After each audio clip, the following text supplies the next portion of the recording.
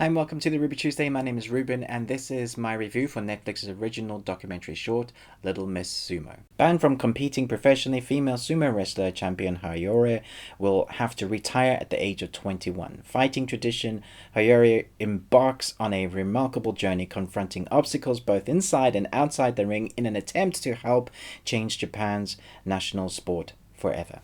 It never occurred to me that sumo wrestling wasn't allowed for the women in Japan as well.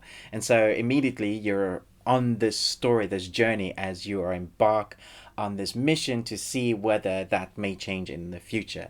And I have to say, this is shot very well. It's only 19 minutes long. So if you like documentaries, but you don't sometimes want to invest too much of your time in it, this is a nice kind of short little helping, and it will keep you riveted in a way that has you rooting for the protagonist, this female wrestler, sumo wrestler, and at the end it comes to this culmination of the competition where it's kind of professional but not professional, and you're rooting for her. And so the flow and the edit of the documentary is done really well. At the same time, the shots are beautiful. They have done very well. The cinematography in this is fantastic. I believe the director is also the cinematographer, so he's got his hands around on this from beginning to end, and you can see the passion of the project of wanting to tell this story. At the same time, I think it's done really well to kind of bring a message of equality.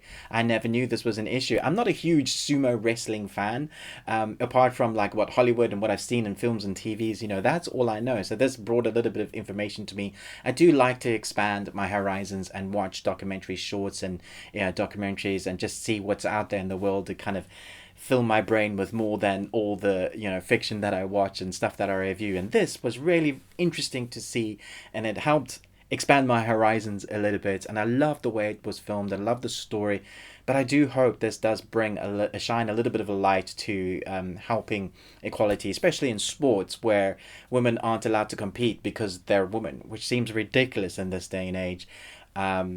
And as far as I could see, she was fantastic and better than most guys, I guess. I mean, I don't know. It looked really technical, and I love the passion behind this and the story and the feeling of what they were trying to create. As a documentary, I think it did what it needed to do. It's only 19 minutes long. They don't push the boundaries of, wanting to make it longer just for the sake of having a longer documentary. It flows, and the tempo of it is great. I think you get the sense and purpose of what they were trying to do.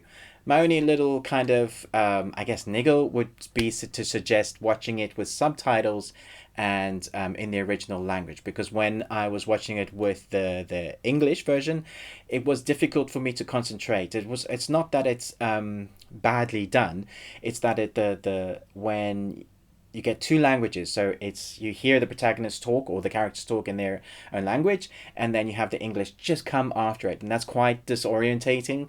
So I prefer to listen to the original language and just read the subtitles, and that for me worked really well.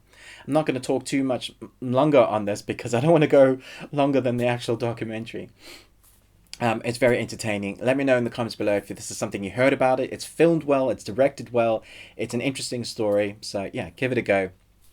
Let me know in the comments below what you thought about this. But most of all, until next time, remember, live long and Tuesday.